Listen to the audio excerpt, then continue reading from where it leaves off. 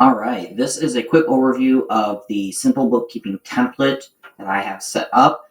We have an introduction tab. This gives you a link to all the tutorial videos for the year overview, the chart of accounts, your monthly income and expenses, how to track that.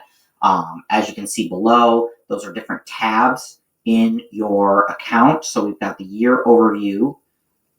This currently doesn't have anything in it. In the tutorial video, it will, but this gives you an opportunity to see month to month your profit margins. This will show you a graph of your profit margins throughout the year, and then you've got a profit and loss at a glance. You can do month to date, year to date, and quarter to date, and it will show you your profit margins for there. Your chart of accounts, you can add as many categories as you'd like. You've got a section for expense categories, and a section for income categories, and a section for equity categories. Those are like your owner draws, your owner investments. If you have any specific assets, you might put that there.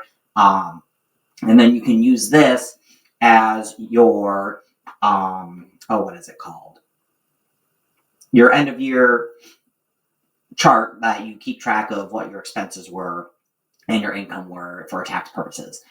Then we have a monthly overview. I'll just show you January. You'll put a date, who you paid, the amount, and if it's an expense, it'll automatically pull all the expense categories that you created into the expense category. If it's an income, then you put it automatically into the income, and if it's equity, it'll show the equity options right here.